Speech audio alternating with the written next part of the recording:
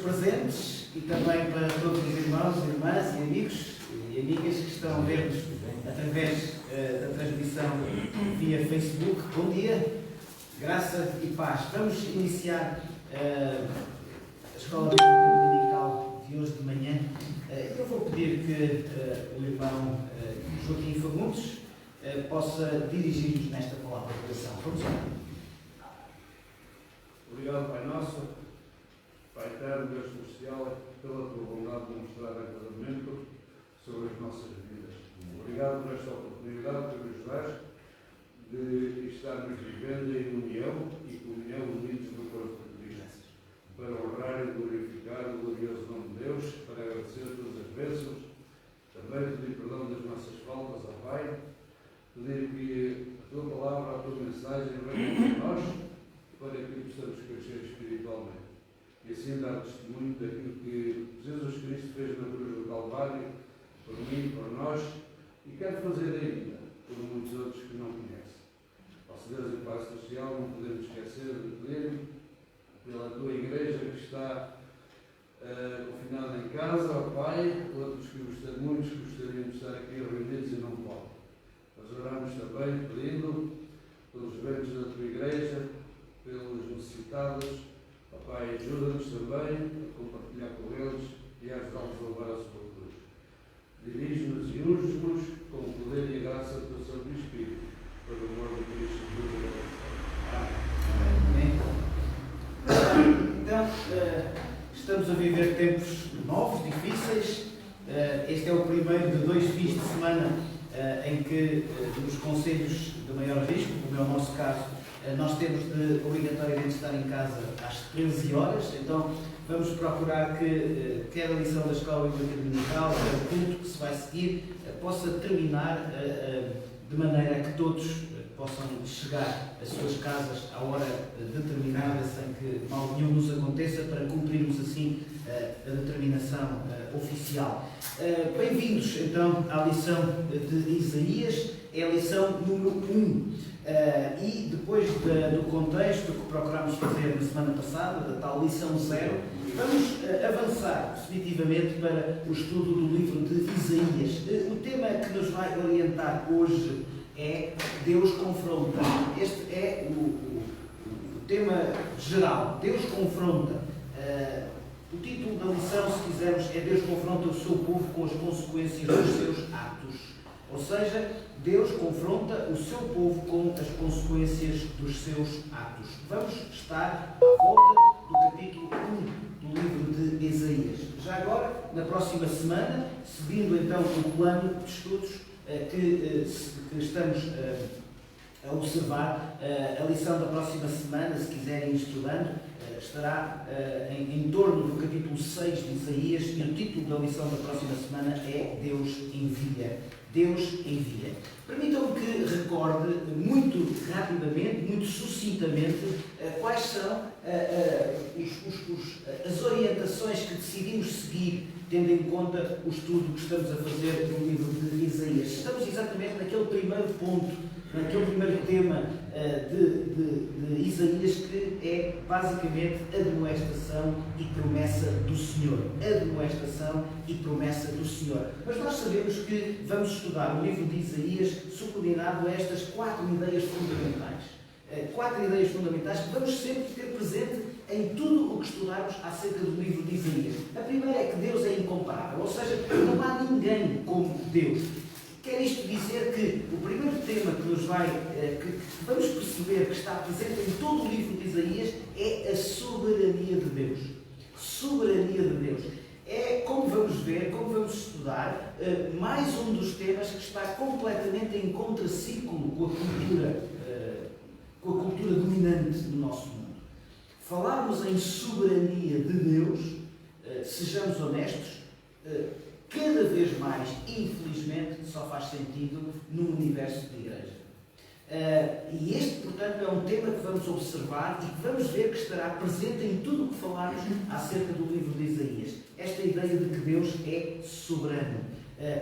Mais que Deus tem aquilo que mais ninguém tem, mais nenhum ser tem.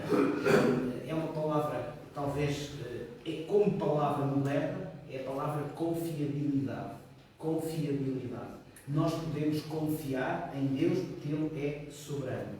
O segundo tema, o segundo grande tema que estará sempre implícito, que estará sempre presente enquanto estudamos o livro de Isaías, é que nós somos povo santo de Deus. É mais um conceito que, infelizmente, cada vez só faz mais sentido no universo da Igreja. Nós somos povo santo.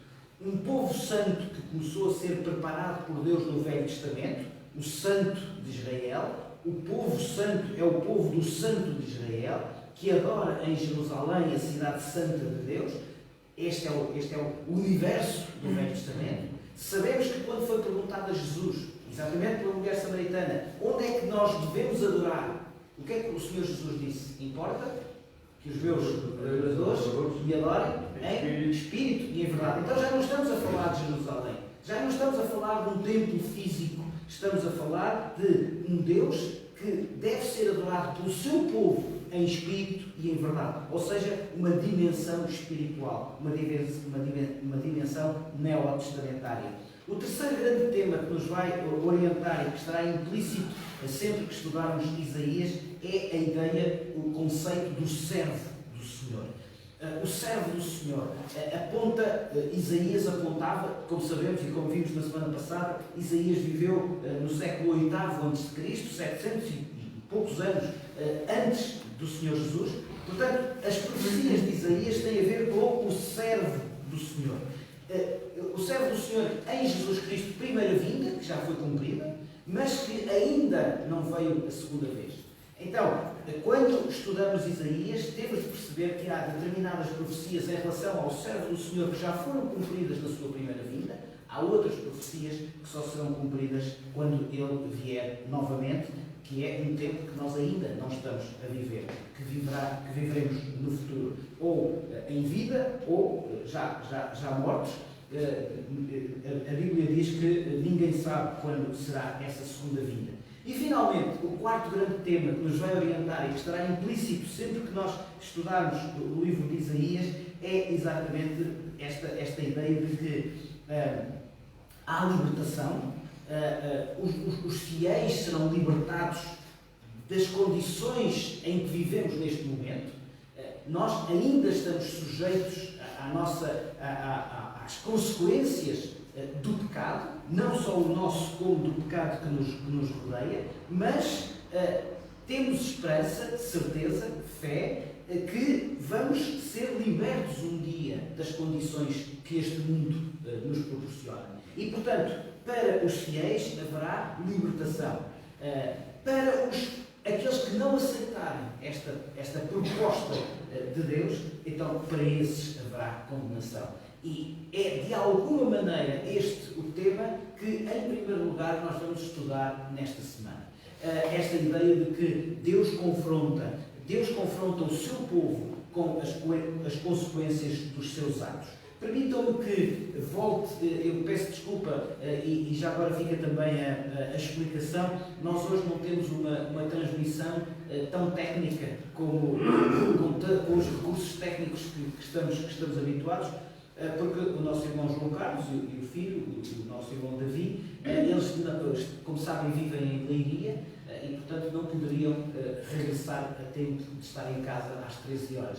É essa a razão pela qual, nesta semana e na próxima semana, nós temos um novo assistente técnico de realização, que é o Caleb, que vai ali tentar orientar a Câmara para que todos aqueles que estão em casa possam ver nas melhores condições possíveis, mas, de facto, nós não temos os recursos técnicos e, portanto, os irmãos que estão lá em casa não têm a facilidade de ver estes slides de uma forma tão nítida como os irmãos que estão aqui presencialmente. Pedimos desculpa, mas são as contingências e enquanto não tivermos recursos próprios, então não poderemos fazer de outra maneira. Mas vamos procurar que, pelo menos, todos os que estão aqui possam ver bem aquele slide. Basicamente, o que é que eu queria que este slide nos fornecesse para percebermos, uma vez mais, o contexto que estamos a estudar? Vamos fixar uma data, 721, 722, que foi a data em que Samaria foi invadida pelos assírios e a população foi também ela deportada. E este é o primeiro exílio, é o exílio do povo do norte. Porquê é que é importante nós percebermos isto? Porque o ministério terreno, o ministério factual de Isaías decorre num contexto em que ele já percebe, sabe, vive o que foi feito à população do norte, ali naquele mapa azul, o reino chamado de Israel, o reino das 10 tribos do norte. Como sabemos, o reino do sul era formado por 2 tribos, Benjamim e Judá, e portanto era conhecido como o reino, ficou conhecido como o reino de Judá. Então, o ministério de Isaías decorre, e eu vou apresentar um quadro novo. Não apresentei este quadro na semana passada, mas aqui fica então este quadro para percebermos o tempo em que Isaías pregou. O tempo em que Isaías prega é este, de 739 a 685. Ou seja, reparem que Isaías prega num tempo exatamente em que os acontecimentos estão a ocorrer no que diz respeito ao Reino do Norte. Então, o que é que está a acontecer? 721, vou colocar outra vez. O ministério de Isaías é entre 739 e 685. Portanto, sabemos que a numeração vem de cima para baixo, não é? Portanto, 721 está ali neste período. Ora, o que é que aconteceu em 721? O norte foi conquistado pelos assírios e o reino do norte foi deportado por todo o império assírio que está ali assinalado àquele verde mais claro. Ora, Isaías então adverte, exorta o seu povo, sobretudo o povo do sul, com a seguinte mensagem: vejam o que aconteceu aos nossos irmãos do norte, percebam a precariedade da nossa condição, percebam que, afastando-nos de Deus, que foi Ele que nos deu a vitória, que foi Ele que nos trouxe até aqui, afastando-nos de Deus, nós ficamos sem defesa, ficamos sem proteção. Portanto, aquilo que aconteceu com os nossos irmãos do norte vai, com certeza, acontecer-nos também. E, portanto, a mensagem de Isaías é uma mensagem que está incluída exatamente neste tempo. Já agora, só por uma questão de informação, e para completar aquilo que dissemos na semana passada, vejam a lista dos profetas. E, portanto, Isaías sucede-se a Amós e antecede Miqueias. E a mensagem de Isaías é exatamente esta: vejam o que está a acontecer com o Reino do Norte. Percebam que têm de mudar qualquer coisa. Percebam que têm de passar a viver de uma maneira em que confiem, sobretudo, no Deus, no nosso Deus, o Senhor, que já nos deu as vitórias e que com certeza que nos dará mais vitórias, mas que exige de nós disciplina, exige de nós um compromisso. Ora bem, com este pano de fundo então, e agora vamos conversar, está bem? Apesar das máscaras e das contingências, vamos conversar uns com os outros, está bem? Vamos olhar uns para os outros, vamos dialogar uns com os outros.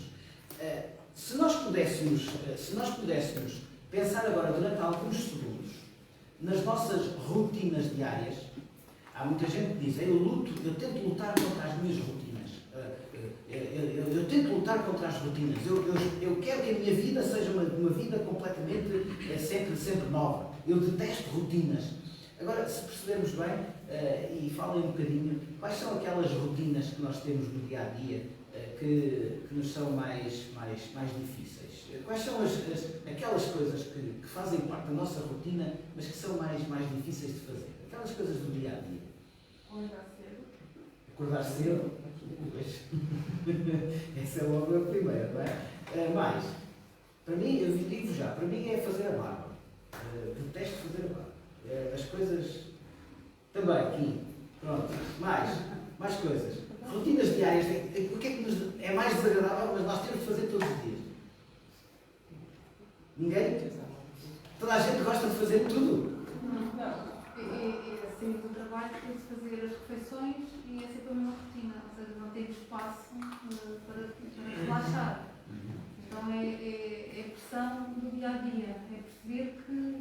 passa muito rápido.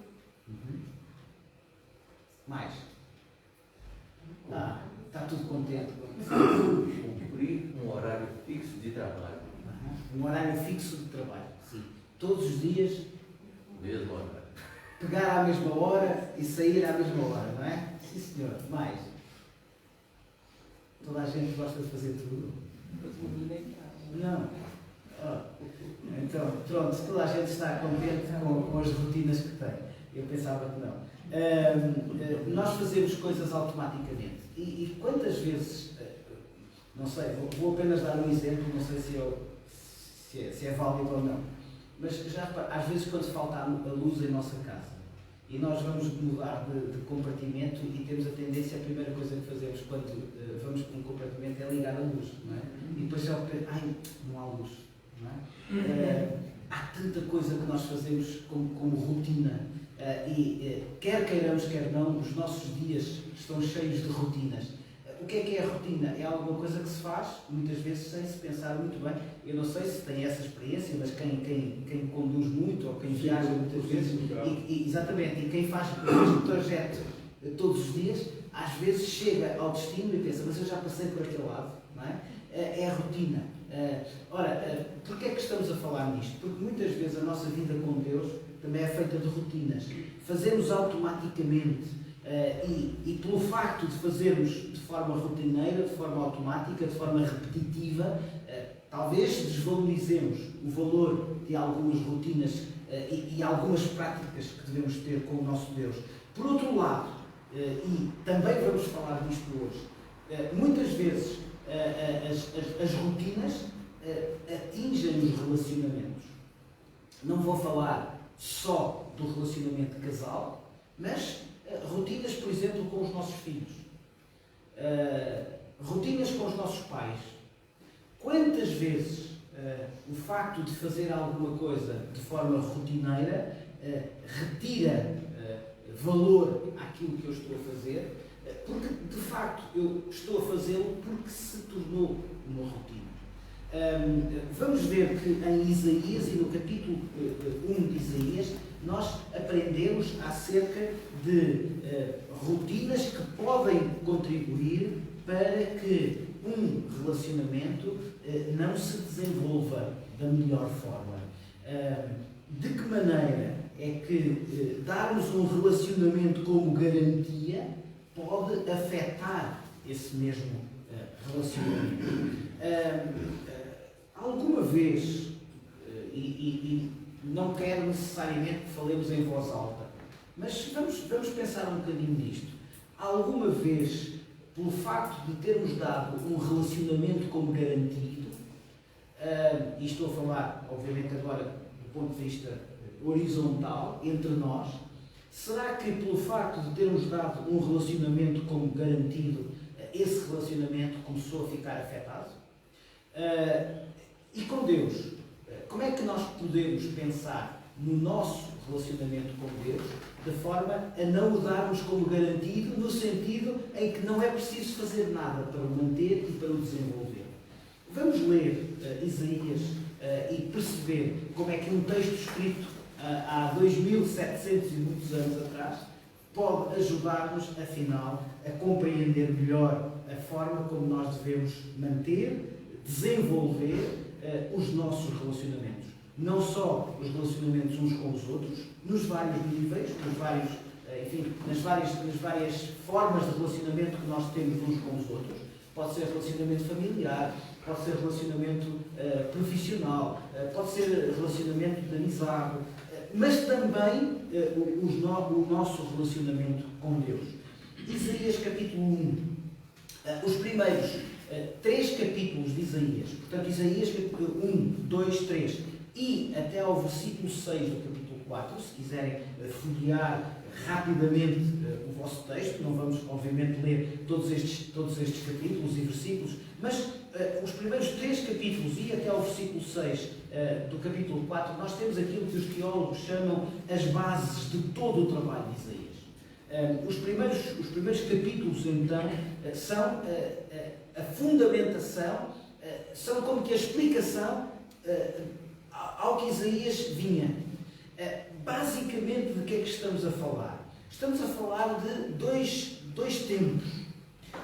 Isaías apresenta o presente, mas também o futuro. E apresenta o presente subordinado ao seguinte tempo, à seguinte ideia.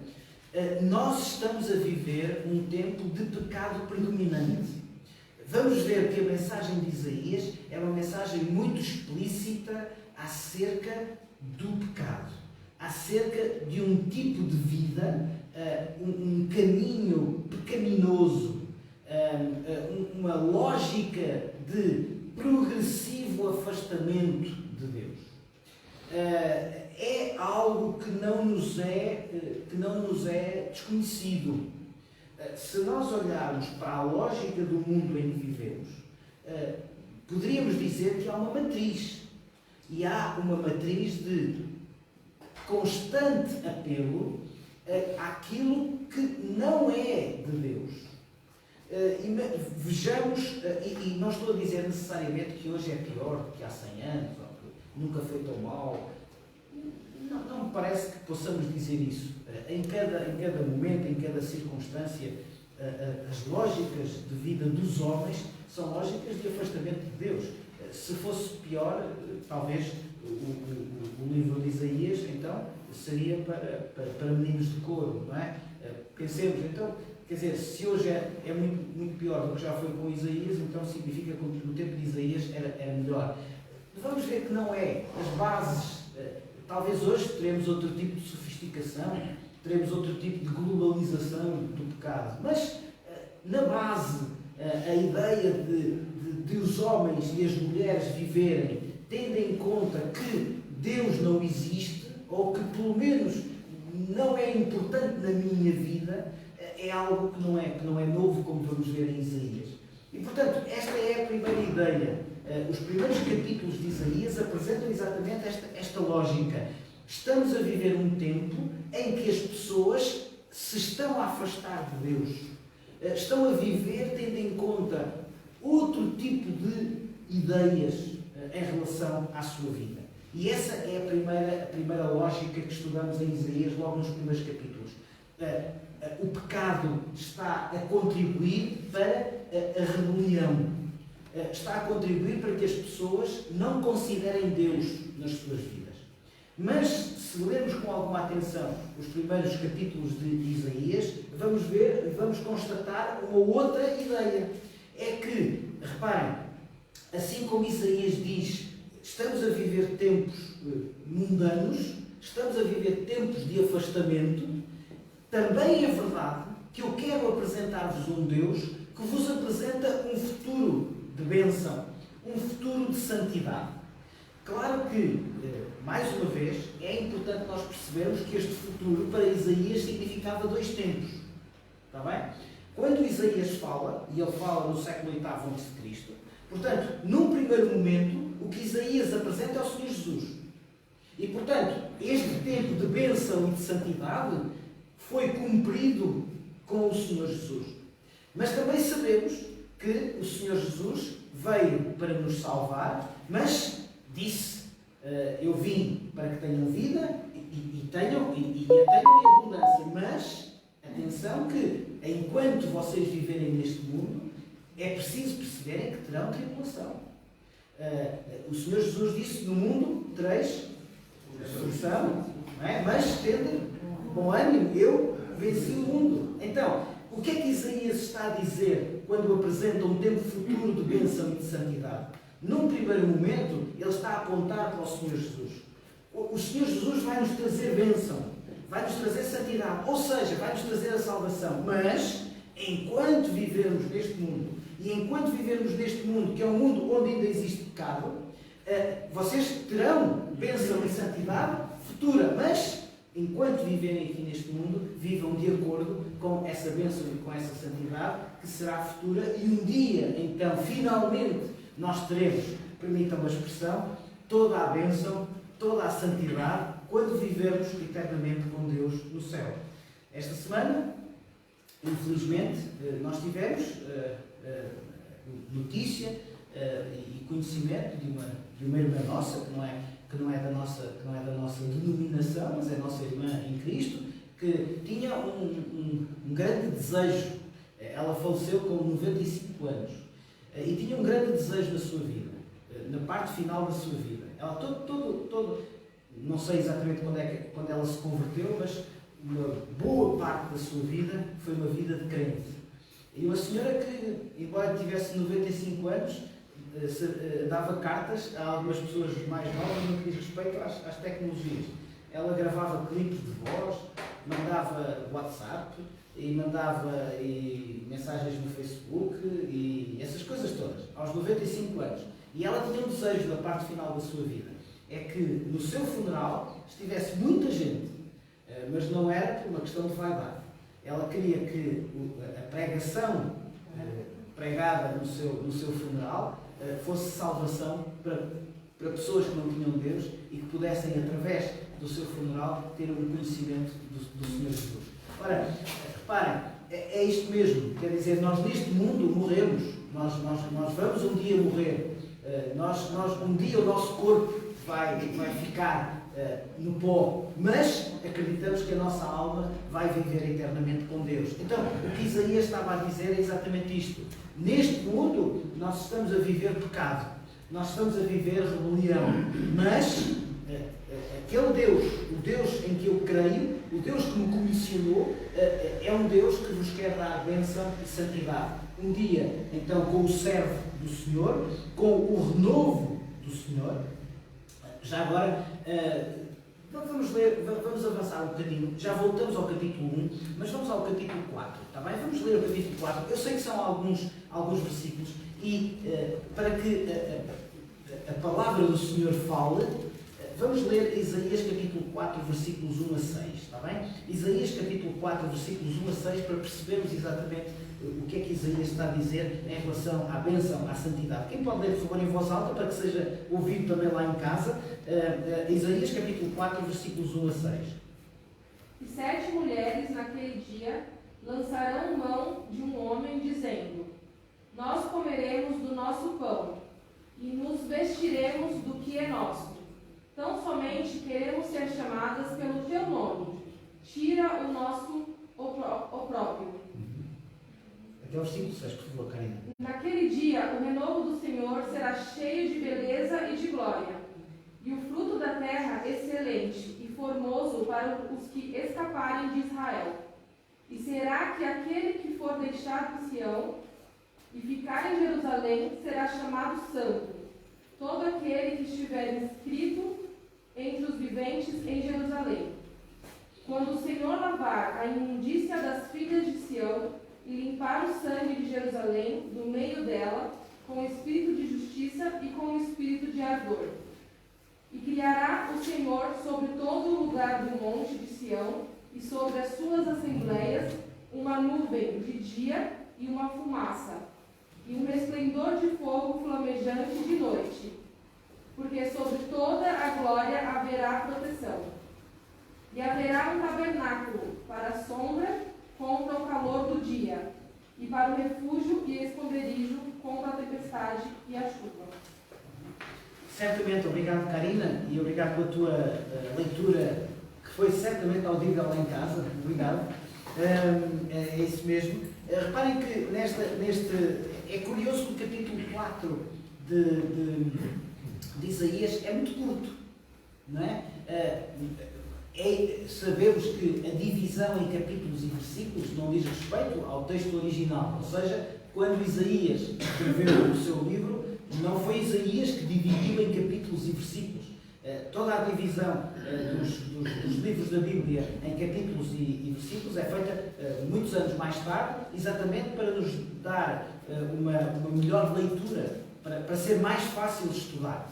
E, portanto, não foi Isaías que dividiu em capítulos e versículos. Ainda assim, quem dividiu, e é um trabalho, sobretudo, dos maçonetas, não é? Mas quem dividiu a Bíblia, os livros da Bíblia em capítulos e versículos, tentou fazê-lo tendo em conta uma determinada lógica.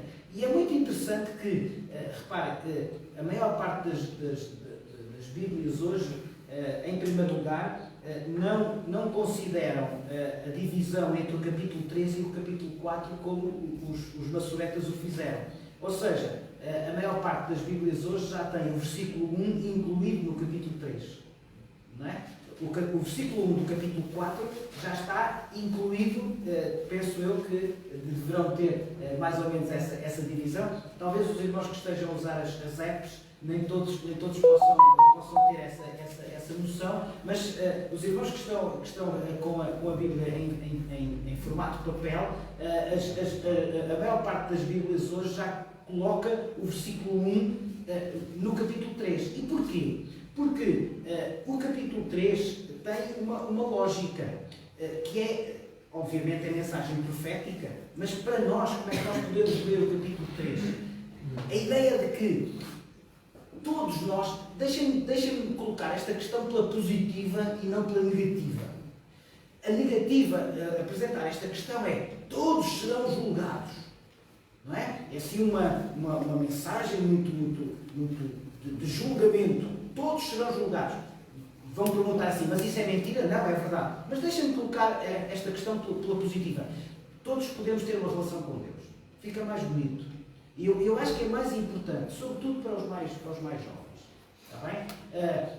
Dizer assim: todos serão julgados. Imediatamente eles fecham os ouvidos. Isto não é para mim. Agora, permitam-me falar agora mais para os mais jovens. Cada um de vós pode ter uma relação com Deus. E é melhor viver com Deus do que sem Deus.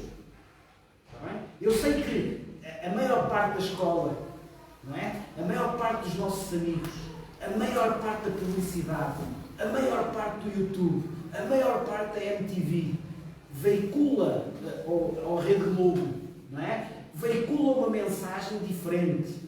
Qual é a mensagem da média? Não é? A mensagem é: não há Deus. A mensagem é: Deus não interessa na tua vida. Mas o que a Bíblia nos diz é exatamente o oposto. Deus está interessado na vida de cada um. Deus está interessado na nossa vida. Jovem, mulher, homem, idoso, com pecado, não interessa o que está para trás. Deus não se interessa com o que está para trás. Deus interessa-se com o que está para a frente. E, portanto, esta é a mensagem de Isaías também. Se te converteres, não interessa o teu passado. Jesus Cristo já fez tudo o que tinha a fazer pelo teu passado. Agora, percebe que tens um futuro. E o teu futuro é melhor com Deus do que sem Deus. E por isso, o versículo 1 do capítulo 4 está incluído no capítulo 3, que é um capítulo que fala exatamente sobre o julgamento. Neste sentido, é que tu podes viver com Deus. E a tua vida com Deus será bonita. Vais ter dificuldades? Claro que vais. Vais ter problemas? Claro que vais. Vais ter tribulação? Claro que vais. Eventualmente vais ficar sem o amigo ou a amiga. Eventualmente vais ficar sem o namorado ou a namorada que não percebe essa tua ligação com Deus. Eventualmente sim. Mas Deus está a oferecer-te um futuro que é bonito. Evidentemente, se Deus está a oferecer um futuro que é bonito, também é evidente que quem não aceitar esta mensagem vai ter as consequências dos seus atos. E, portanto, o versículo 1 do capítulo 4 está entre a consequência de não viver com Deus. Por isso mesmo, talvez, seja importante nós relembrarmos o que a Karina leu no princípio do versículo 2. O que é que diz o versículo 2, capítulo 4? Naquele dia. Bem? Então, naquele dia, qual é aquele dia? É o dia do renovo do Senhor. Mais uma vez, Isaías está aqui a falar em dois tempos. Quando ele diz naquele dia, o dia do renovo, ele está a falar, em primeiro lugar, do dia do nascimento do Senhor Jesus. Claramente, quem é o renovo do Senhor? O renovo do Senhor é Jesus Cristo. Não é? Quando perguntaram, mas que nome é que lhe vamos dar ao menino? O que é que o anjo disse? Chamar-lhe-ás o quê? Emanuel, que quer dizer o quê? Deus conosco. Então, este renovo do Senhor é o Senhor Jesus. A profecia de Isaías cumpriu-se com o Senhor Jesus. Mas este renovo do Senhor definitivamente só estará completo quando? Quando esse mesmo Senhor Jesus vier outra vez. E então, é por isso que o versículo 2 do capítulo 4 devia ser na realidade um novo capítulo. Está bem? E é este renovo do Senhor que é tão mais importante quando o capítulo 3 dá conta, imaginemos que aquela seta é a história do povo de Deus. Não temos oportunidade de ler, mas os capítulos 1, 2 e 3 falam muito do que Deus é, mas também, como temos visto nas pregações que vos tenho transmitido, mas também acerca do que Deus faz. Talvez não tenhamos noção na nossa vida, talvez porque estejamos demasiado focados naquilo que gostaríamos de ter. Eventualmente no carro que gostaríamos de ter, e não estou necessariamente a dizer que é um Ferrari, que é um Jaguar, não, mas se calhar gostaríamos de ter um determinado carro, ou uma determinada moto, ou um determinado computador, ou uma determinada profissão, ou qualquer coisa. E nada de errado com isso. Nada de errado com isso. Mas talvez porque estamos tão focados com aquilo que gostaríamos de ter, às vezes esquecemos aquilo que Deus já nos está a dar. E muitas vezes pergunto a mim próprio, o que seria eu sem Deus? Não é? Será que sem Deus eu teria aquilo que tenho agora? E não estou a dizer necessariamente só o que é material. Será que a minha vida, se eu não tivesse Deus, seria aquela que eu tenho agora? Eu penso que a resposta vai ser claramente não. Então, se Deus já nos está a dar tantas coisas, vamos nos concentrar naquilo que Deus é, mas também naquilo que Deus faz. O que é que Isaías disse ao povo? O povo que vos criou, o povo que vos sustentou, é agora, o Deus que vos criou, o Deus que vos criou, o Deus que vos sustentou, é agora o Deus com quem vocês se estão a rebelar. E porquê? Porque o século VIII, dizem os historiadores, dizem os teólogos, o século VIII foi um século de relativa prosperidade em Israel. Muitas vezes nós pensamos que as épocas de afastamento de Deus são épocas de fome, são épocas de dificuldades. É muito interessante que modernos estudos que têm sido veiculados que associam exatamente as épocas de maior ou menor prosperidade em Israel. Estamos a falar no Velho Testamento. Em relação aos períodos de afastamento, curiosamente, já percebem o que é que eu vou dizer, é interessante que os períodos de maior afastamento do povo em relação a Deus foram, curiosamente, ou talvez não, os períodos de maior prosperidade. Não foi nos tempos de fome ou nos tempos de dificuldade que o povo se ia afastando de Deus. Curiosamente, não. Era exatamente o oposto. Isto aconteceu no século VIII. Quando os assírios invadiram, então, o Reino do Norte, não foi porque o Reino do Norte estivesse pobre. Aliás, se estivesse pobre não era apetecível, não é? Os assírios olharam para o Reino do Norte como um reino onde poderiam ir lá buscar riquezas. Portanto, estava a haver alguma prosperidade entre o Reino do Norte e também em relação ao Reino do Sul. Portanto, o que é que Isaías está a dizer? Atenção, que essa prosperidade que vocês estão a sentir deve ser motivo da vossa gratidão a Deus. Ora, o que é que estava a acontecer? Exatamente o inverso. À medida que o povo estava a ver maiores riquezas na sua vida material, estavam a afastar-se de Deus. Estavam a ser, no fundo, ingratos. Esta rebelião tem a ver com ingratidão. E, portanto, a mensagem de Isaías é: percebam que o momento presente, apesar de ser um momento de relativa prosperidade, é o momento em que vocês estão a esquecer de Deus. É o momento em que vocês estão a ser rebeldes, portanto, estão a ser ingratos. O que não quer dizer que não haja, então, renovo. Há renovo se vocês se arrependerem e se vocês aceitarem a beleza, a glória, no versículo 2 do capítulo 4, vejam como é apresentado este renovo do Senhor. Beleza, glória, o fruto da terra, orgulho e adorno para quem for salvo. Ou seja, gratidão. Vocês têm de perceber que aquilo que Deus vos dá é fruto do seu amor e não do vosso merecimento. Vamos avançar, está bem? Estejam à vontade para ir contribuindo para esta escola bíblica dominical, que gostaria que fosse participada. A Paula está também, penso eu, a controlar o que se passa no Facebook e, portanto, também quem está a ver e a ouvir pode contribuir com mensagens, pode ir dizendo alguma coisa que depois será transmitida então pela Paula, para que nós possamos ter uma escola bíblica dominical dinâmica. Vamos avançar.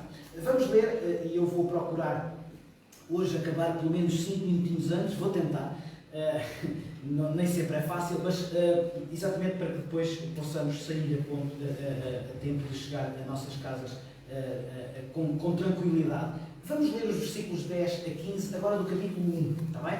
Vamos voltar ao capítulo 1 e vamos ver como é muito interessante que, por vezes, a nossa religiosidade é muito rotina, conforme aquilo que dissemos há pouco.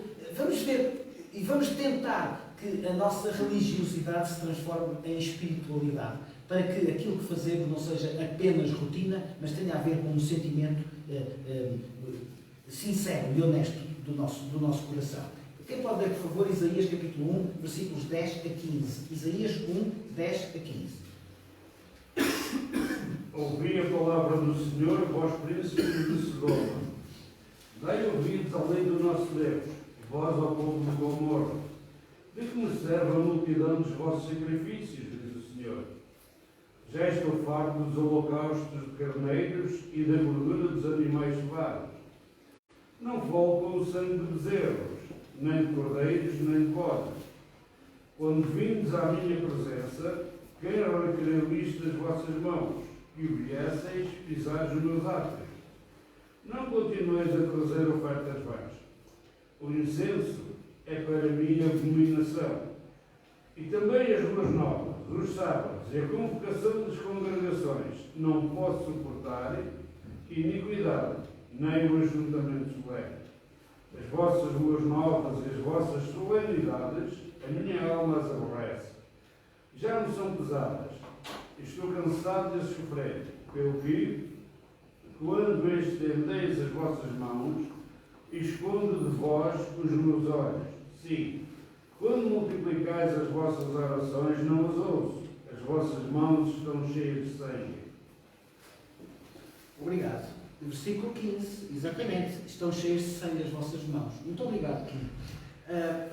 O versículo 10, em primeiro lugar, claro que o texto está escrito numa linguagem que também é uma linguagem poética. Também é uma linguagem que apela ao nosso sentido de estética, não é? No entanto, não é só uma questão de estética. Quem estuda a história sabe que quando falamos dos gregos e dos romanos, normalmente costuma caracterizar-se os gregos da seguinte forma no que diz respeito à sua arte.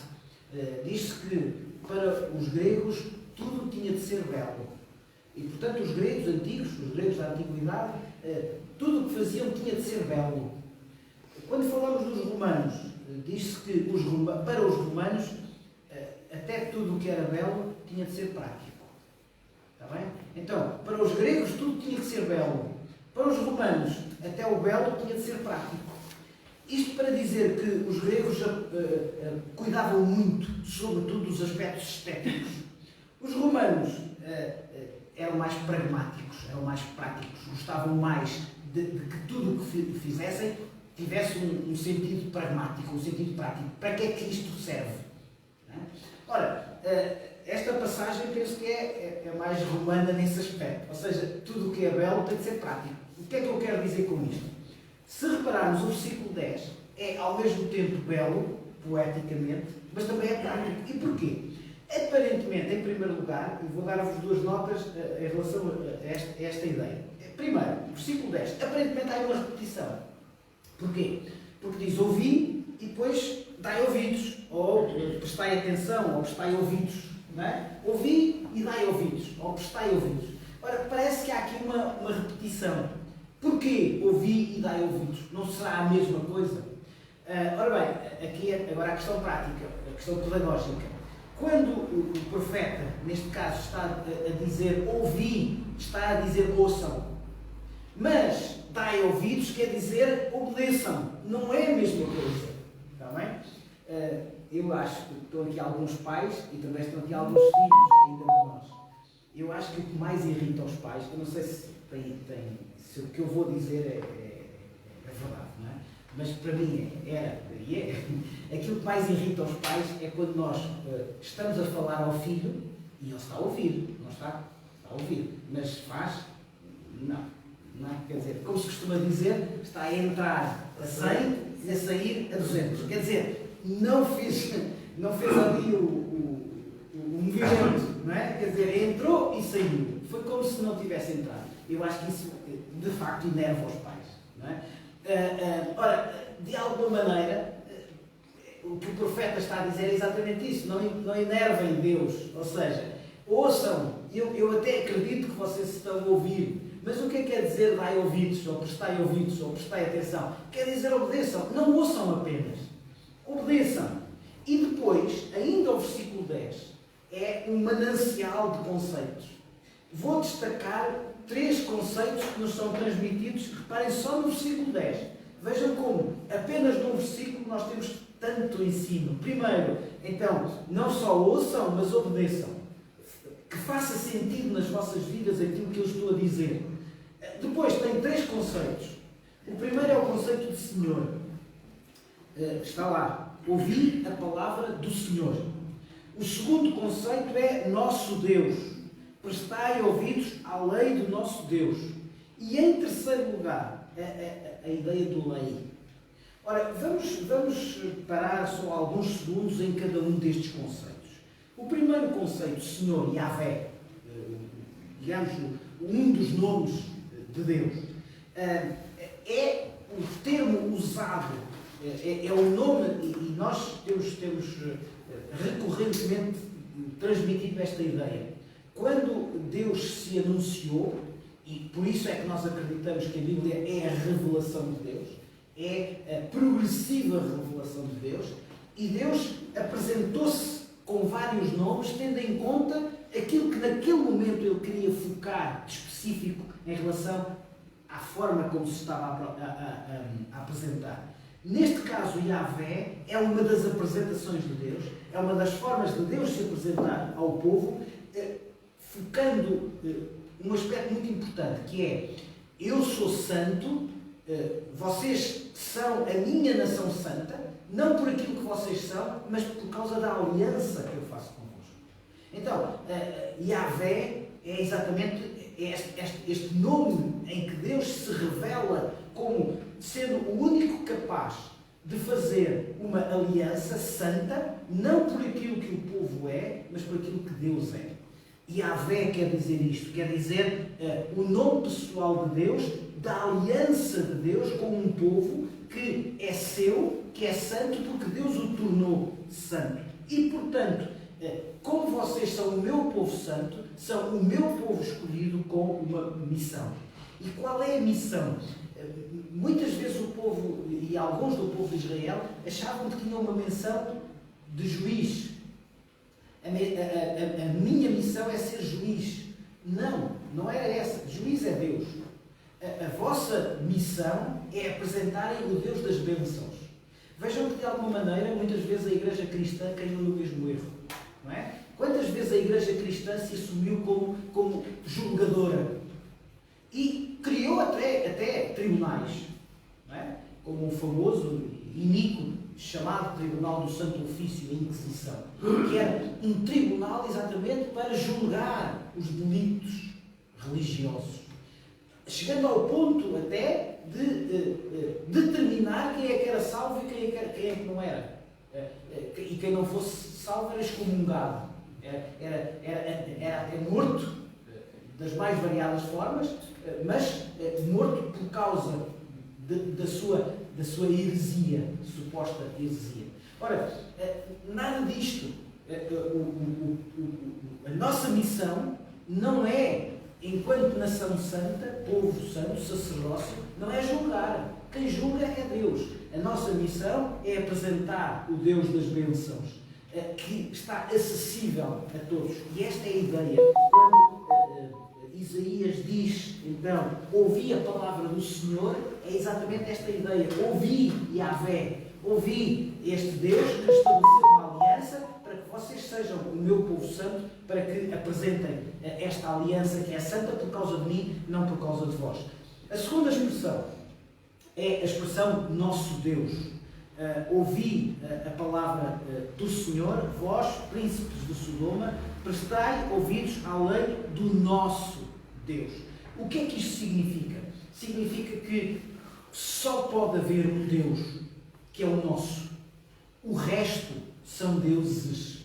São deuses que não se podem comparar com a soberania do nosso Deus. O nosso Deus é Deus. É o único, é soberano. E, portanto, ouvi, obedeçam, quer dizer, então, sigam, percebam que este é o nosso Deus. Outras nações podem ter outros múltiplos deuses, mas Yahvé, então, o Senhor é o único, é o soberano. Em terceiro lugar, a ideia de lei. A palavra hebraica é a palavra Torá. Era constituída, então, pela lei. E o que era esta lei? É algo que transmite a autoridade. Da mesma maneira como um pai educa, um pai ou uma mãe, obviamente, da mesma maneira como quando nós dizemos aos nossos filhos, faz isto, faz aquilo, de uma forma mais ou menos carinhosa, não é? Tendo em conta as circunstâncias, mas normalmente de uma forma carinhosa, faz isto, aprende a fazer isto. O que é que nós estamos a fornecer à nossa imagem? Claro, uma lei, não é? Uma forma de procedimentos. Ora, da mesma forma, Deus deu-nos a lei, no sentido de deu-nos um padrão de vida, de uma forma carinhosa. Claro que nós sabemos que nós cristãos não seguimos a Torá. A lei era a lei para o povo judeu. Quando Jesus recorrentemente disse, ouviste o que foi dito aos antigos, eu vos digo. Porquê? Porque Ele é a lei, Ele é o cumprimento da lei, Ele é a lei, Ele cumpriu. Então, Ele deu-nos uma nova aliança, é a aliança do Senhor Jesus. E, portanto, nós já não seguimos a Torá era para o Velho Testamento, era para o povo de Israel. Agora, com o Senhor Jesus, nós temos, então, a lei do Senhor. Ainda assim, é uma lei de Deus, e Deus é o único. E, portanto, aqui, com estes três conceitos, o que é que nós percebemos? Permitam-me, e mais uma vez, tenho pena que não tenhamos hoje os recursos técnicos que permitam que os irmãos lá em casa possam observar este mapa, mas pela leitura que o Kim fez dos versículos 10, 11, 12, 13, 14, 15, ou seja, a partir do versículo 11, nós temos uma clara chamada de atenção. E qual é a chamada de atenção? Vejam o versículo 11. É a chamada de atenção pela forma rotineira, vamos voltar às rotinas, como o povo estava a cumprir uma determinada obrigação. O versículo 11 começa com uma pergunta retórica. Isaías pergunta, de que me serve, falando em nome de Deus, de que me serve a mim a multidão dos vossos sacrifícios, diz o Senhor. Os irmãos que estão aqui têm mais facilidade em olhar para aquilo que eram os dias especiais dos judeus. A letra ainda assim está pequenina. Eu também não quero de forma nenhuma que isto seja para decorar ou coisa que valha, nada disso. É apenas informação. Nós temos aqui alguns dos dias ou algumas das festas que faziam parte do calendário judeu. E alguns conhecemos melhor que outros, temos algumas festas que nos são mais conhecidas do que outras, mas isto só para vos dizer que vejam que o nosso Deus, desde o início, proporcionou dias que seriam dias de festa. A ideia do sacrifício era algo sério, era uma festa, era um dia, era uma atividade, era um procedimento que se fazia tendo em conta a expiação dos pecados, mas eram dias em que estava presente a alegria, estava presente a festa. E porquê? Porque representava o perdão dos pecados. E a ideia do perdão dos pecados deve sempre motivar em nós a alegria. A ideia de que os cristãos não devem sorrir e que devem andar sempre tristes e que devem andar sempre amargurados não é claramente uma ideia bíblica.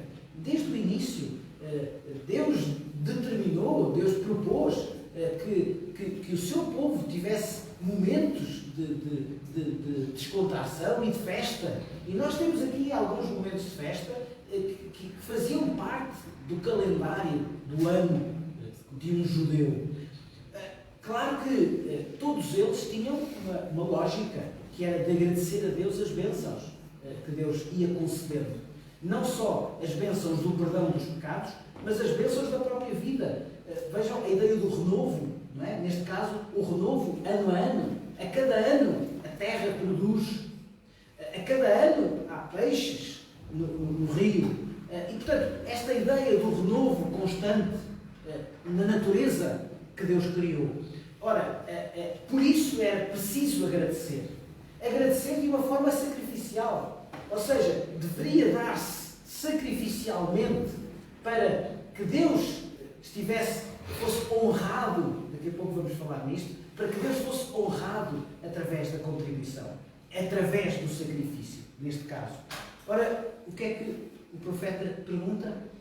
Diz Deus, mas para que é que isso serve? Vejam o versículo 11. Estou o quê? O que é que diz o versículo 11? Estou farto. Não é? Então, o que é que acontece com isto? O que é que isto quer dizer? Quer dizer que os sacrifícios que o povo estava a oferecer não eram resultado de qualquer tipo de disponibilidade espiritual, eram apenas uma forma de religião neste sentido. Uma forma mecânica, sem que o povo manifestasse louvor a Deus pela bênção, pela misericórdia de Deus em relação à sua vida. Eu reproduzo uma frase que li esta semana e que me parece absolutamente paradigmática. Depois há ali um conjunto de passagens bíblicas que nós já não temos tempo para ler, mas que depois, se quiserem, os irmãos que estiverem a apontar, então, Salmos, Deuteronômio, 1 de Reis, são algumas passagens que nos podem orientar em relação a esta ideia. Mas deixem-me terminar esta parte com esta frase que me parece absolutamente paradigmática em relação àquilo que estive a dizer. A formalidade exterior não consegue esconder corações degenerados. Dito de outra forma, menor, nós não podemos enganar Deus. E não pensemos que podemos enganar Deus enganando-nos a nós próprios. A nossa relação com Deus tem de ser uma relação de honestidade. Tem de ser uma relação de franqueza. Tem de ser uma relação em que nós, de facto, damos a Deus aquilo que é de Deus, tendo em conta o nosso coração e tendo em conta a verdade daquilo que estamos a fazer. Não entendamos a nossa vida como uma formalidade, como uma rotina. Não temos Deus como garantido na nossa vida nesse aspecto. Não estou a falar, obviamente, da certeza da salvação. Não é disso que eu estou a falar. Estou a falar da bênção de Deus na nossa vida. Deus quer fazer a diferença na nossa vida. Mas para isso é preciso que a minha vida seja uma vida completamente de acordo com aquilo que Deus quer e não apenas com uma formalidade exterior, com observando apenas aquilo que eventualmente alguém achará que é bem feito. Não. Ou até mesmo eu. Não. Tornemo-nos, como diz e como vamos ver muito rapidamente dos versículos 16 e 17, Isaías capítulo 1, versículos 16 e 17, começa com a expressão lavai-vos. Não é? Os teólogos dizem que os versículos 16 e 17 contêm 9 ordens. 9 ordens. Não vou ser exaustivo, mas se repararem, estas 9 ordens estão divididas em 3 grupos de 3. 3 vezes 3, 9. Não é? Então, qual é o primeiro grupo de 3? Lavai-vos, purificai-vos, tirai a maldade. E este é o primeiro grupo. Qual é o segundo grupo de 3? Cessem de fazer o mal, aprendam a fazer o bem e atendam à justiça. Qual é o terceiro grupo de 3? Repreendei, defendam o órfão, defendam a viúva. Ora, é muito interessante que não quero fazer teologia disto, nada disso, mas se repararmos, não é por acaso estes 3 grupos. O primeiro grupo tem a ver com o meu pecado interior. Tem a ver comigo. Deixem-me usar esta expressão, de mim para mim. Está bem? Tem a ver com o meu íntimo, com aquilo que eu sou. Comigo próprio. O segundo grupo de 3 tem a ver com a minha devoção externa a Deus. Ou seja, como é que eu demonstro em relação a Deus a minha purificação interior. E depois a terceira dimensão, que é uma dimensão, se quisermos, muito moderna, em Isaías, tem a ver com o outro. Tem a ver com aquilo que eu não só mostro em relação a Deus. Reparem, a base é o primeiro grupo de 3. A base é lavar, é purificar, é tirar a maldade. Essa é a base. Então, eu para comigo. O segundo grupo tem a ver com aquilo que eu demonstro em relação a Deus, da minha lavagem. O terceiro tem a ver com o meu relacionamento com os outros. E se repararem, nós temos ali todas as dimensões dos nossos relacionamentos. O meu relacionamento comigo próprio, que às vezes não é tão pacífico como pode parecer à primeira vista. O meu relacionamento comigo próprio. O meu relacionamento com Deus, relacionamento então vertical, e o meu relacionamento horizontal, ou seja, o meu relacionamento com os outros. E os versículos 16 e 17 têm então esta característica de mostrarmos que somos verdadeiros seguidores. Mas também, e finalmente, versículos 18, 19 e 20. Só mais 1 minuto, então, para este último ponto da nossa lição da Escola Bíblica Dominical. Quem pode ler, por favor, versículos 18, 19 e 20? Isaías, capítulo 1, versículos 18, 19 e 20. Para terminar. Vinde então e arde, diz o Senhor, ainda que os vossos pecados sejam como a escárlata, eles se tornarão brancos como a neve. Ainda que sejam vermelhos como a carmesim, se tornarão como a branca lã.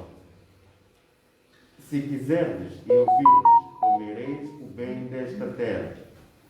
Mas se recusardes e fordes rebeldes, sereis devorados à espada, porque a boca do Senhor disse. Obrigado, Caleb. Permitam-me terminar com uma mensagem de esperança. Muitas vezes, muita gente olha para a Bíblia e salienta os aspectos da revolta de Deus em relação à iniquidade. Tudo verdade. Mas, por vezes, somos tentados, por causa deste apego que temos em relação àquilo que deve ser feito em relação à mentira, não percebermos e não pregarmos e não vivermos tendo em conta aquilo que é a verdade. E o que é que estes versículos nos dizem? Os versículos 18, 19 e 20. Em primeiro lugar, o Senhor não tem qualquer prazer em castigar os seus filhos. Esta é uma verdade bíblica. A Bíblia está cheia de exemplos de paciência de Deus em relação ao pecado. Imaginem que Deus era rápido a punir o pecado. Não teríamos sido salvos nós. Portanto, vivamos e transmitamos esta ideia de que Deus não tem qualquer prazer em castigar. e mesmo os seus filhos, Deus não tem prazer em mostrar-nos que os nossos pecados têm consequências. Não tem a ver com a salvação, mas tem a ver com a não fruição das bênçãos que estão à nossa disposição. Segunda ideia de 4, então, para finalizar. O Senhor oferece perdão e purificação a todos os que se arrependem. Deus está constantemente a estender a sua mão. Não só para a salvação, mas também para a santificação das nossas vidas. Deus quer salvar todos aqueles nossos amigos e amigas que estão à nossa volta e ainda não acreditam em Deus. E Deus quer oferecer-nos a nós, que já acreditamos que Ele é o nosso Salvador. Deus está constantemente interessado em oferecer perdão e purificação. Basta que nós nos arrependamos do nosso pecado. Em terceiro lugar, infelizmente, é possível não aceitar o convite. Deus não se impõe. Deus oferece um convite, estende a sua mão. Claro que quem não o aceitar sofre as consequências. Mas, finalmente, Deus quer ter um relacionamento com todos. Deus quer ter um relacionamento com todos. Então, que esta seja a mensagem de Isaías capítulo 1. Deus quer ter um relacionamento com todos. Deixo-vos a pergunta para a semana. Há algum pecado na minha vida que está a impedir a adoração a Deus? Vamos olhar para os outros, vamos estender a mensagem de Deus aos outros, mas vamos também olhar para a nossa vida. Será que há algum pecado na minha vida que está a impedir uma verdadeira adoração a Deus? Estou a ser rotineiro na minha relação com Deus? Estou a fazer muitas das coisas muito por aquilo que eu estou habituado a fazer ou por aquilo que os outros esperam que eu faça e não necessariamente tendo em conta aquilo que eu quero aprofundar no meu relacionamento com Deus? Então, que estas perguntas possam fazer algum significado na nossa vida e que nós possamos, então, viver tendo em conta que Deus está constantemente a estender a sua mão para que as nossas vidas sejam mais de acordo com o que Ele quer. Muito obrigado. Vamos passar, então, ao culto de louvor e de adoração e de pregação já a seguir.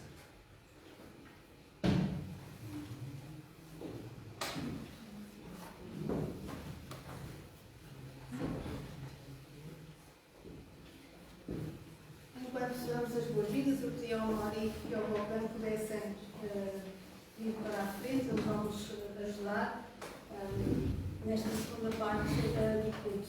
Damos então as boas-vindas a todos os irmãos que nos estão a ver lá em casa, aos nossos familiares e à família que é a família de Deus.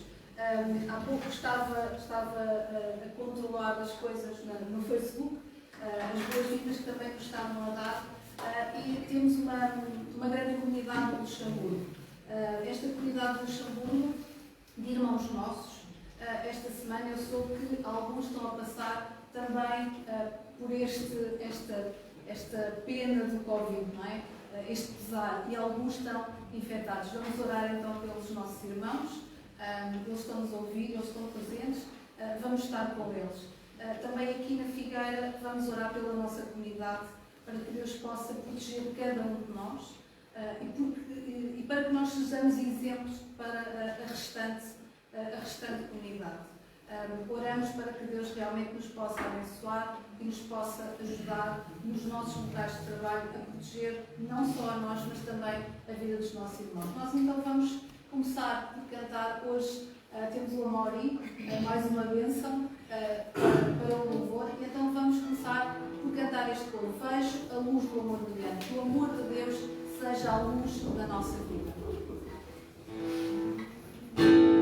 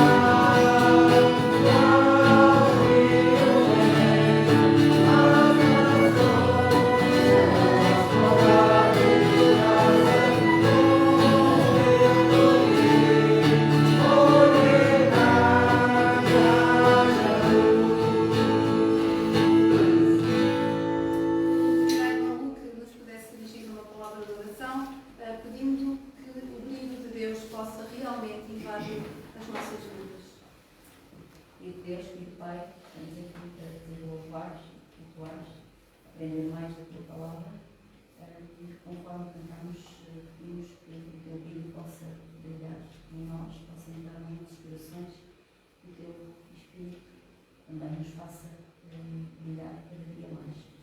Pedimos que venhas abençoar esta pregação, este culto, que a tua palavra possa entrar nos nossos corações.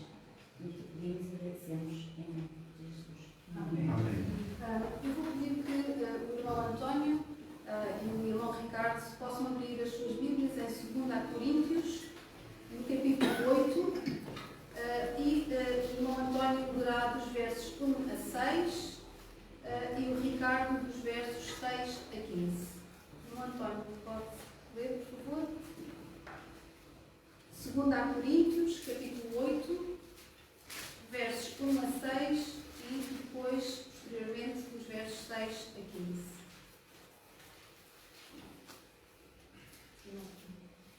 Francisco.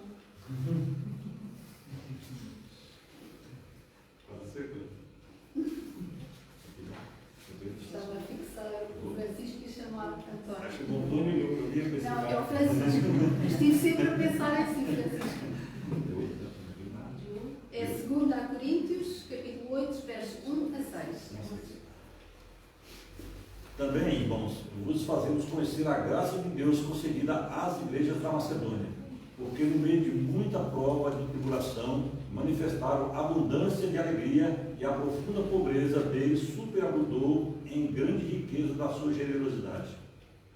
Porque eles, testemunho eu, na medida de suas posses e mesmo acima delas, se mostraram voluntários, pedindo-nos com muitos rogos a graça de participarem da assistência aos santos. E não somente fizeram como nós esperávamos, mas também deram-se a si mesmos primeiro ao Senhor, depois a nós pela vontade de Deus. O que nos levou a recomendar a Tito que, como começou, assim também complete. Sabe o que? Esta graça.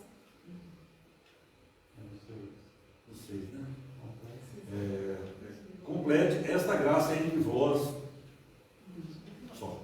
Essa graça se gosta. Portanto, assim como tendes transbordado em tudo, em fé, em palavra, em conhecimento, em toda a preocupação e no amor que temos despertado em vós, vede que também transbordeis nessa expressão de bondade.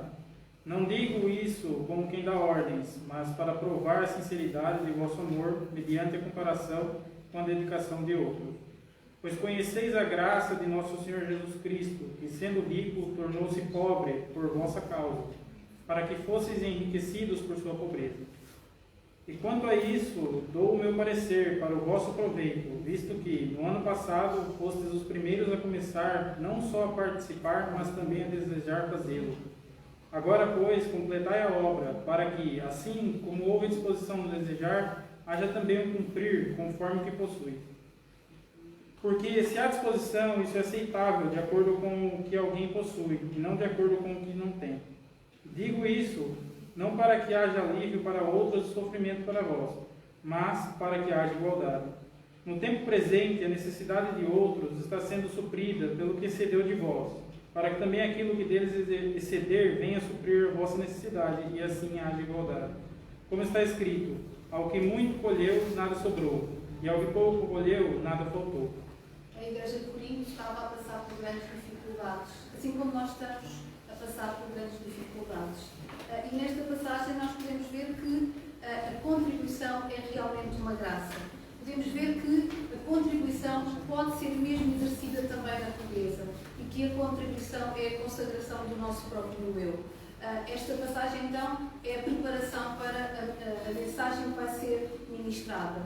Vamos louvar a Deus e vamos continuar a cantar e vamos saber que muitas das nossas pessoas continuam a depender de nós. Nós continuamos com a nossa missão, que é fazer Deus sorrir. Temos feito Deus sorrir com tudo aquilo que temos feito ao longo destes meses. Temos estado presente na vida dos nossos irmãos, os irmãos têm estado presentes na nossa vida. Nós continuamos a trabalhar, continuamos no processo de santificação e para isso continuamos firmes no estudo de uma vida com propósitos, porque continuamos a trabalhar ao sábado, o nosso livro está a terminar e ontem foi-nos colocada a questão: e agora que livro é que nós vamos estudar? E, portanto, estamos nesse processo de encontrar um novo livro para estudar. As histórias da Avó Madalena continuam a ser publicadas, o boletim continua a ser feito, o irmão Joaquim tem o boletim para distribuir, não sei se todos os irmãos já têm, mas ao sair o irmão Joaquim poderá entregar o boletim que é feito diligentemente e semanalmente pelo irmão Manuel Lúria e, portanto, levem boletim, ofereçam boletim aos vossos amigos. No Facebook continuamos a ter alguma atividade, alguma interação. Tem sido importante as mensagens que nós temos recebido de pessoas que nos procuram, de pessoas que precisam de ouvir a palavra de Deus e precisam principalmente também nesta fase do nosso apoio, da nossa companhia, do nosso amor e do nosso cuidado. No YouTube as pregações, as histórias da Avó Madalena continuam também a ser então publicadas.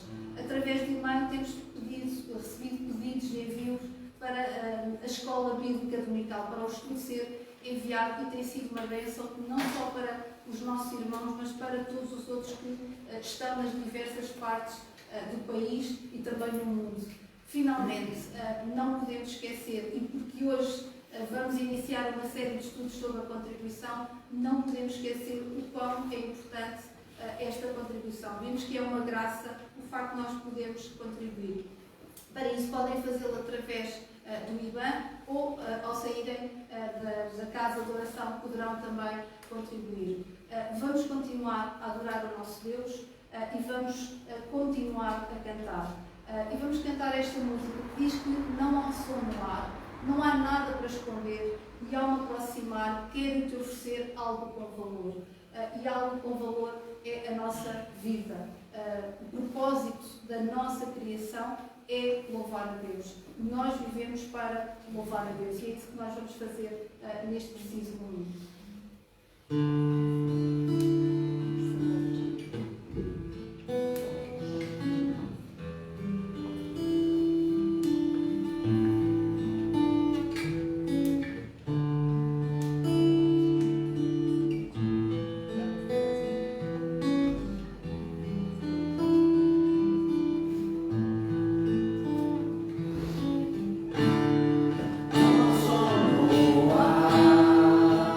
Nada pra esconder.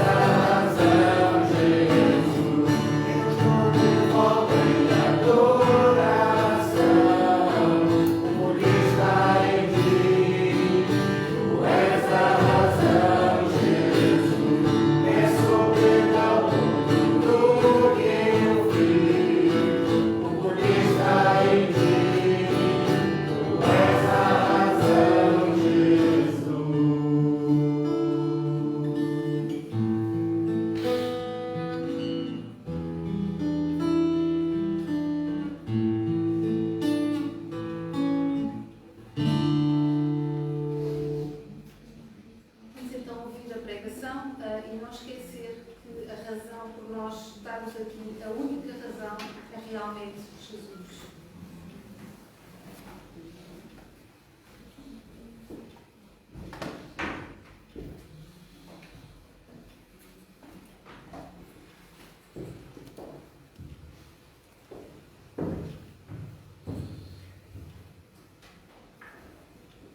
Temos vindo a falar sobre maturidade.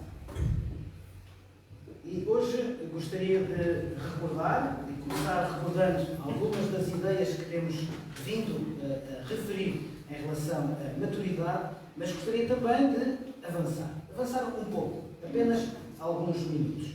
E gostaria que, antes de mais, pudéssemos abrir as nossas Bíblias em Provérbios, capítulo 3 e versículo 9. Vamos ficar ainda um pouco no Velho Testamento e vamos então abrir no livro de Provérbios, que acabámos de considerar há 2 semanas, Provérbios capítulo 3 e versículo 9. Antes disso, acerca de maturidade espiritual.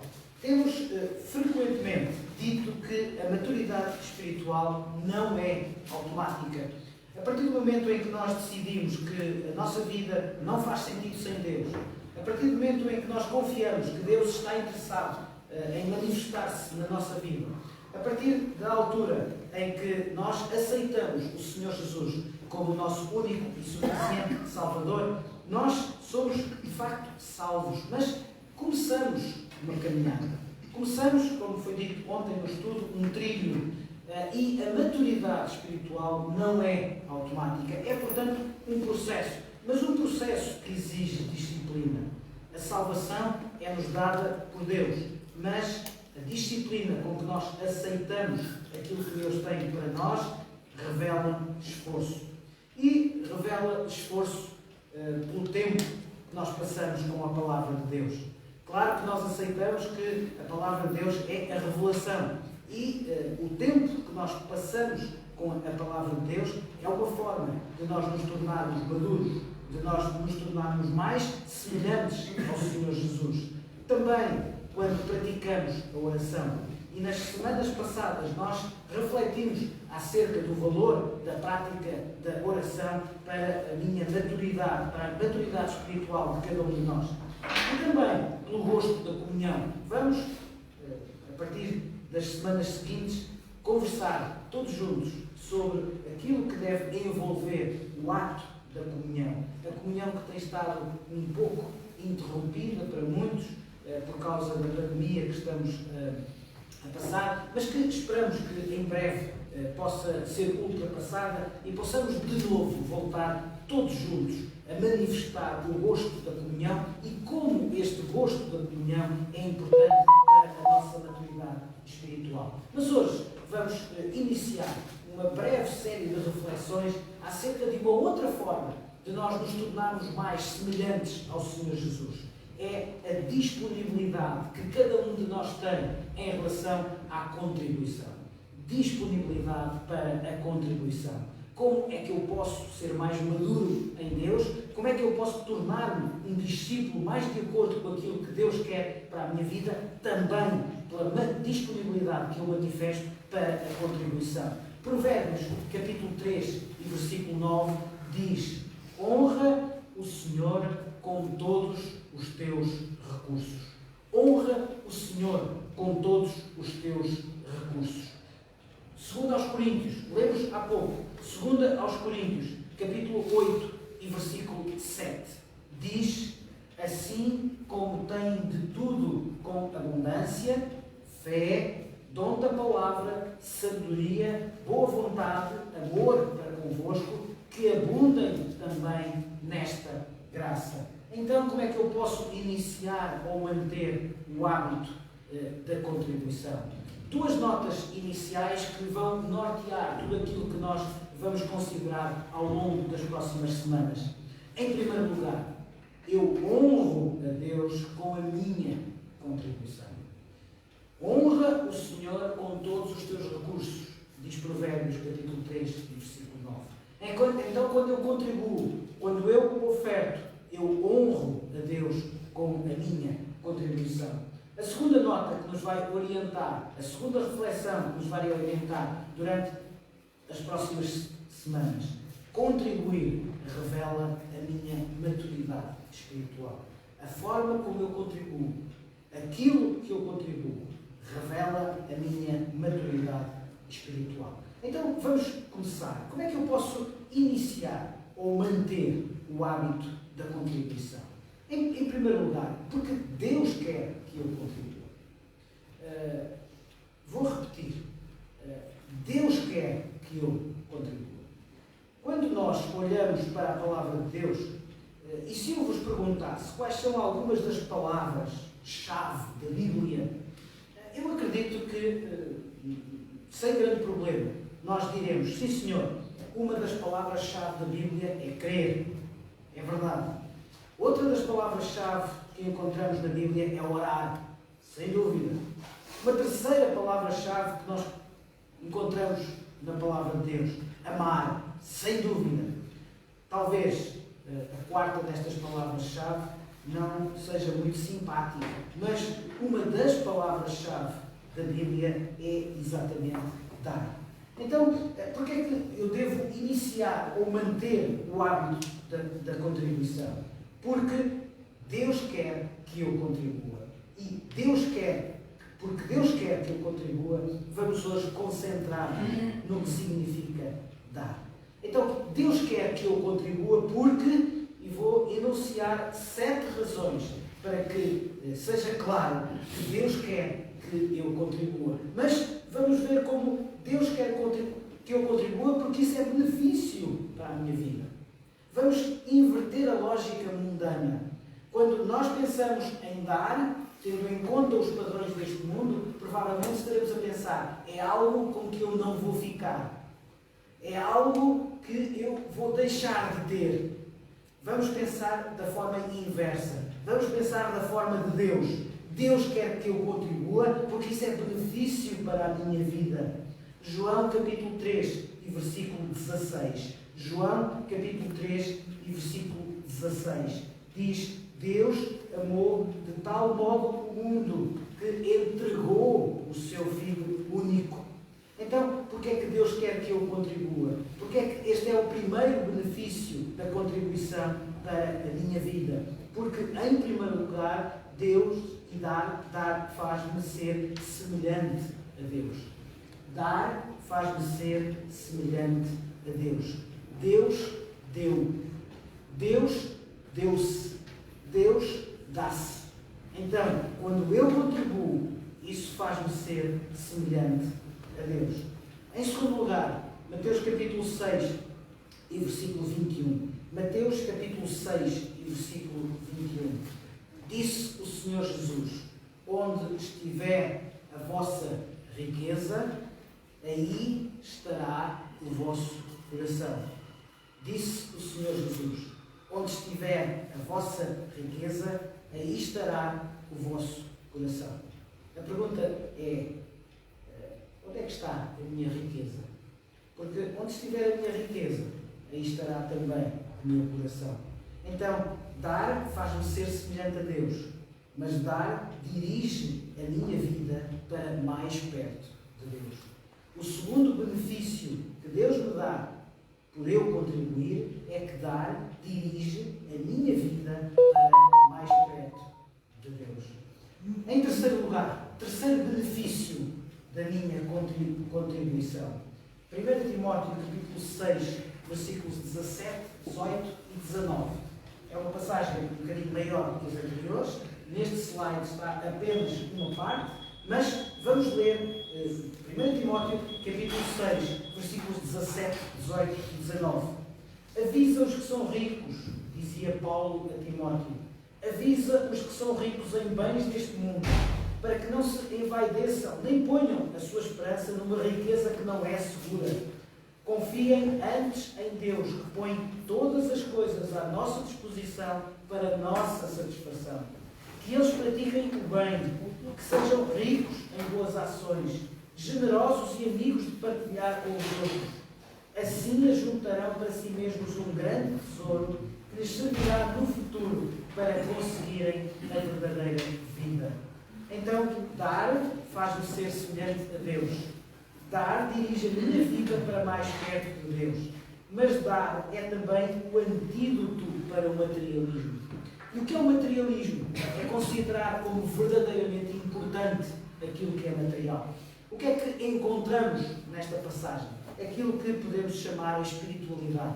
A verdadeira espiritualidade, que considera como bens não aquilo que este mundo considera como tal, mas o bem, as boas ações, a generosidade, a partilha.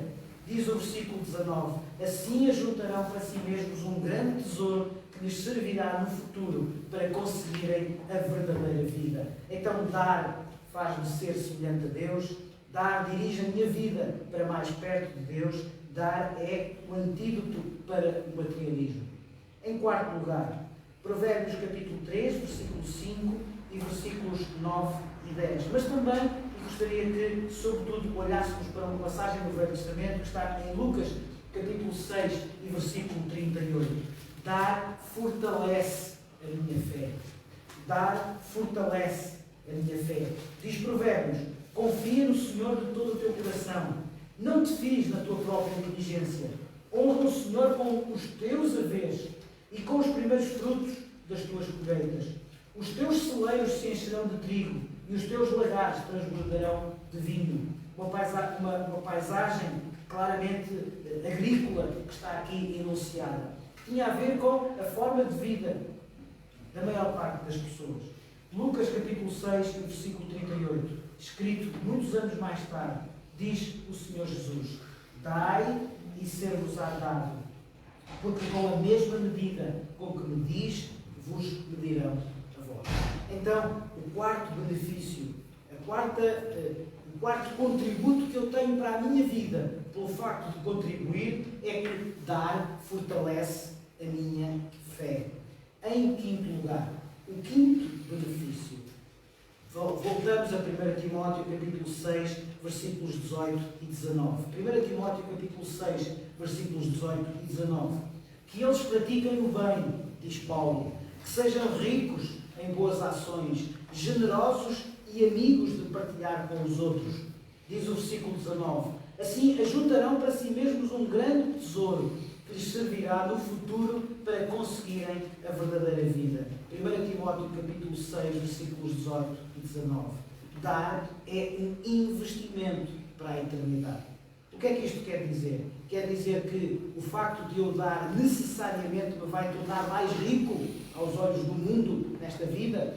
Pode acontecer, mas também pode não acontecer. Significa que dando eu estou a pagar a minha salvação? Significa que dando eu estou a contribuir para a minha eternidade? Porque Deus então me vai dar a eternidade por causa daquilo que eu contribuí? Claro que não.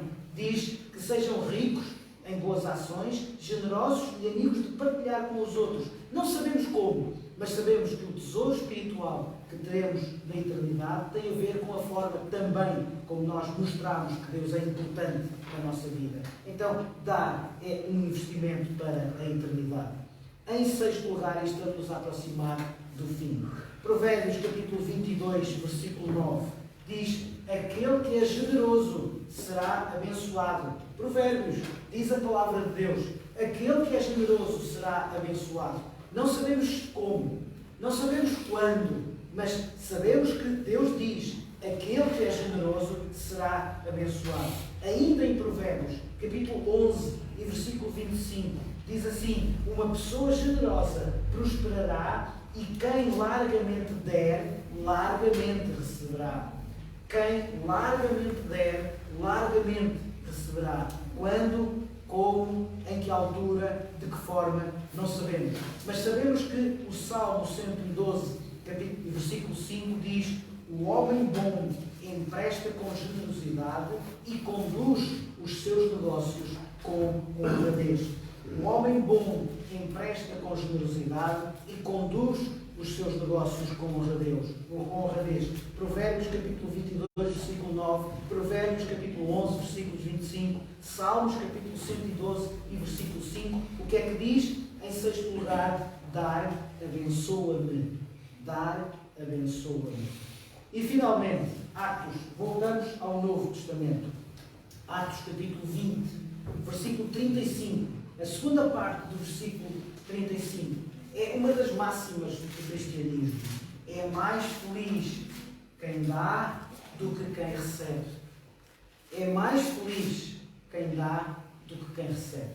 Então, em sétimo lugar, porque é que eu devo contribuir? Porque é que Deus quer que eu contribua? Em primeiro lugar, dar faz-me ser semelhante a Deus. Dar dirige a minha vida para mais perto de Deus. Dar é o antídoto para o materialismo. Dar fortalece a minha fé. Dar é um investimento para a eternidade. Dar abençoa-me. E finalmente, então, dar torna-me mais feliz. Dar torna-me mais feliz. A Bíblia ensina que a liberdade cristã na contribuição é o resultado, o fruto da consagração pessoal a Deus. Na sua segunda carta aos Coríntios, segunda aos Coríntios, capítulo 8 e versículo 5, a explicação do apóstolo Paulo para a espontaneidade dos cristãos macedónios em contribuir sacrificialmente foi que eles deram-se a si mesmos primeiro ao Senhor. Ou seja, quem já entregou o seu coração a Cristo não deverá ter dificuldade em contribuir para a obra do Mestre em submissão total aos princípios da Palavra de Deus. Para cada um de nós, para cada uma de nós que já se rendeu a Cristo, vamos entender que a contribuição não é um ritual, não é algo que eu devo fazer para agradar a quem quer que seja. Não, como vimos hoje, Deus quer que eu contribua porque a contribuição é um privilégio a ser celebrado. Há uma diferença enorme e muito interessante entre o Mar Morto e o Mar da Galileia. O Mar Morto limita-se a receber, somente a receber. E o que é que ele recebe? Recebe as águas do rio Jordão. Não dá nada do que recebe. E, portanto, está estagnado. O Mar da Galileia, por sua vez, recebe, mas também dá. E é por isso que está sempre cheio de vida. Nele há abundância de peixes, de algas, de marisco. As suas águas são renovadas e sempre frescos. Estou a ser Mar Morto ou Mar da Galileia? A Igreja Evangélica Batista da Figueira da Foz só pode cumprir a sua missão quando cada um de nós for Mar da Galileia. Graça e paz.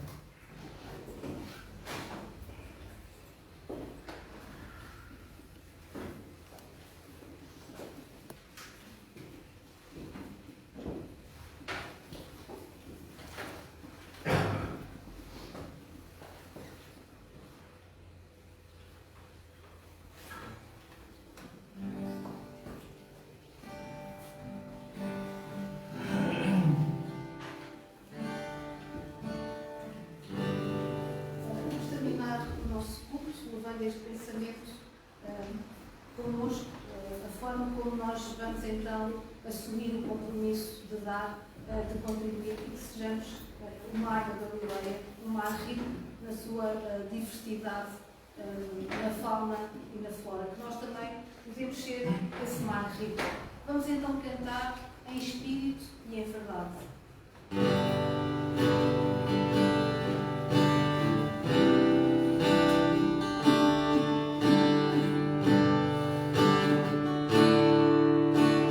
Espírito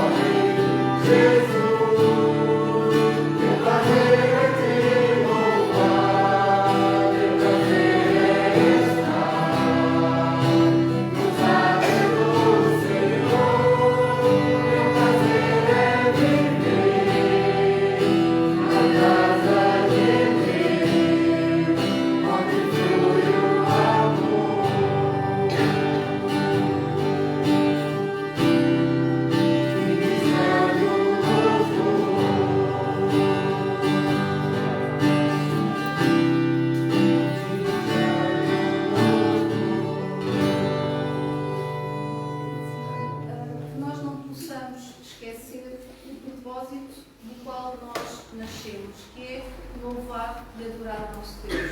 Eu pedi à esposa do irmão Francisco, à Fátima, que nos pudesse despedir com oração, pedindo a benção para as nossas vidas e pedindo por cada um de nós que está aqui representado. Nós agradecemos toda a vossa dedicação, a Igreja agradece toda a vossa dedicação, todo o vosso empenho, a vossa vida e aquilo que têm feito uns pelos outros e principalmente para louvar e adorar o nosso grande Deus. Vamos orar? Senhor, nosso Deus e Pai, nós te damos graças por este dia. Muito obrigado, Deus, por este culto que tivemos a Ti, Deus. Onde pudemos aprender mais da Tua palavra, Deus. E te pedimos que o Senhor nos ajude, Senhor, a colocar essa palavra em prática na nossa vida, Senhor. Somos falhos, pecadores, ó Deus, mas te amamos e dependemos de Ti, Senhor. Precisamos de Ti o tempo todo. Nos ajuda, Senhor, durante esta semana, que possamos, ó Deus, lembrar de cada palavra que foi falada aqui, ó Deus. Que o Senhor cultive em nosso coração essa palavra e a faça prosperar e dar frutos. Te pedimos a Deus por cada família aqui representada, que o Senhor esteja abençoando, Deus, guardando de todo mal. Perdoa, Senhor, os nossos pecados. Nos ajuda, Senhor, a vencermos, ó Deus, as nossas batalhas, as nossas lutas diariamente. Em nome de Jesus, Senhor, pedimos a Tua bênção no retorno agora para as nossas casas. Que o Senhor esteja nos guardando, ó Deus, nos conduzindo. E nos ajude, Senhor, a sermos testemunhas, ó Deus, que brilhe realmente a luz de Jesus nas nossas vidas. Amém. E que as pessoas ao nosso redor possam ver, Senhor, este brilho refletido em nossas vidas, o brilho de Jesus. Em nome de Jesus te pedimos e te agradecemos. Amém. Amém. Que a graça e paz do nosso Senhor Jesus nos possa acompanhar até às nossas